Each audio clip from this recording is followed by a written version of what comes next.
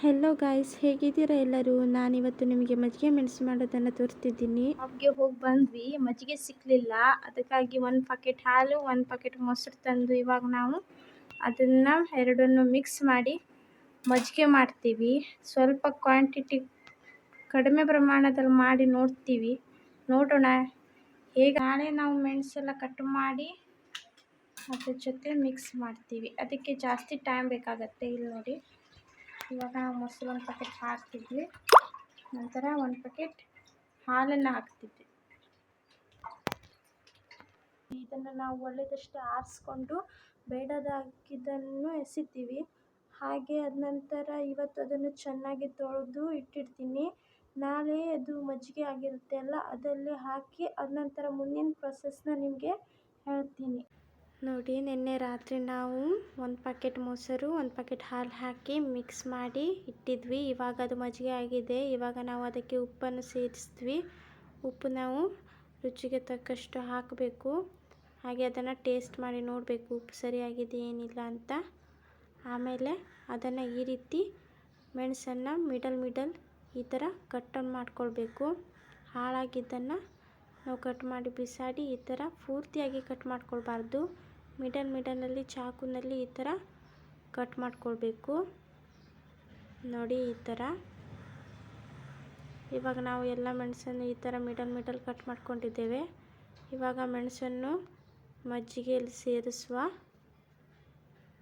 ನೋಡಿ, ಈ ಥರ ಎಲ್ಲ ಮೆಣಸನ್ನು ಸೇರಿಸಿ ಈ ರೀತಿ ಮಿಕ್ಸ್ ಮಾಡ್ಕೊಳ್ಬೇಕು. ಮಜ್ಜಿಗೆ ಎಲ್ಲ ಮೆಣಸಿಗೂ ಇಟ್ಕೊಳ್ಬೇಕಾಗತ್ತೆ. ಮತ್ತು ನಾವು ತುಂಬ ಕೇರ್ಫುಲ್ ಆಗಿರಬೇಕು. ಯಾಕಂದರೆ ಈ ಮೆಣಸು ತುಂಬ ಖಾರವಾಗಿರ್ತದೆ. ಮತ್ತು ಇದನ್ನು ನಾವು ಈ ರೀತಿ ಅದರ ಮೇಲೆ ಭಾರ ಬೀಳೋ ಹಾಗೆ ಪ್ಲೇಟನ್ನು ಮುಚ್ಚಿಡಬೇಕು. ಆಮೇಲೆ ಈ ಥರ ನೈಟ್ ಪೂರ್ತಿ ಹಾಗೆ ಇಟ್ಬಿಟ್ಟು ಮಾರನೇ ದಿವಸ ಬಿಸಿಲಿಗೆ ಒಣಗಾಕ್ಲಿಕ್ಕೆ ಇಡಬೇಕು. ಇದು ಬಿಸಿಲಿಗೆ ಹಾಕಿದ ಮೆಣಸು ನೋಡಿ ಹೇಗಾಗಿದೆ ಅಂತ. ಆಮೇಲೆ ಮಿಕ್ಕಿದ್ದ ಮಜ್ಜಿಗೆ ಇರ್ತದಲ್ಲ, ಅದಲ್ಲೇ ಮತ್ತೆ ಮಿಕ್ಸ್ ಮಾಡಿ 1 ವಾರದವರೆಗೂ ನಾವು ಬಿಸಿಲಿಗೆ ಹಾಕಬೇಕು. ನೋಡಿ, ಈಗ ನಾನು ಮಿಕ್ಕಿದ್ದಂಥ ಮಜ್ಜಿಗೆಯಲ್ಲಿ ಮೆಣಸನ್ನು ಹಾಕಿ ಕಲಸಿಡ್ತಿದ್ದೀನಿ. ಆಮೇಲೆ ಮತ್ತೆ ಅದನ್ನು ನಾಳೆ ಬಿಸಿಲಿಗೆ ಒಣಗಿ ಹಾಕಲಿಡ್ತೀನಿ. ಹೀಗೆ 1 ವಾರದವರೆಗೂ ಅದನ್ನು ಗರಿಯಾಗಿ ಒಣಗಿಸ್ಬೇಕು. ಆ ಮೆಣಸು ತುಂಬ ಗರಿಯಾಗಿ ಇಡಬೇಕು. ಆಮೇಲೆ ನಮ್ಗೆ ಗೊತ್ತಾಗತ್ತೆ ಇದು ಒಣಗಿದೆ ಅಂತ.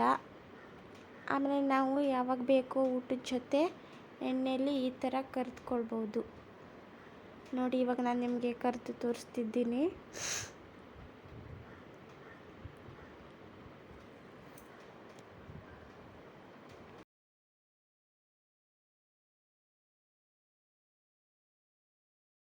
ನೋಡಿ, ಎಣ್ಣೆಲಿ ಹಾಕಿದ ಮೇಲೆ ಅದು ಗರಿ ಆಗಲಿಕ್ಕೆ ಸ್ಟಾರ್ಟ್ ಆಗಿದೆ. ಆಮೇಲೆ ಅದು ಕೆಂಪಗಾಗೋ ತನಕ, ಅಂದರೆ ಜಾಸ್ತಿ ಕೆಂಪಗಾಗಲಿಕ್ಕೂ ಕೊಡಬಾರ್ದು. ಸ್ವಲ್ಪ ಬ್ರೌನಿಷ್ ಆದಮೇಲೆ ಅದನ್ನು ತೆಗೆದುಕೊಳ್ಬೇಕು. ನೋಡಿ ಎಷ್ಟು ಚೆನ್ನಾಗಿ ಬಂದಿದೆ ಅಂತ. ನಾವು ಇದನ್ನು ಗಂಜಿ ಜೊತೆ ಊಟ ಮಾಡಿದರೆ ಇನ್ನೂ ಚಲೋ ಆಗಿರುತ್ತೆ. ನೋಡಿ, ಇಷ್ಟು ಇದೆ.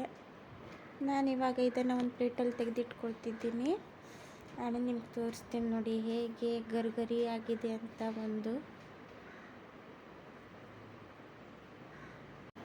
ನೋಡಿ, ನಮ್ಮ ಮಜ್ಜಿಗೆ ಮೆಣಸು ರೆಡಿ ಆಗಿದೆ.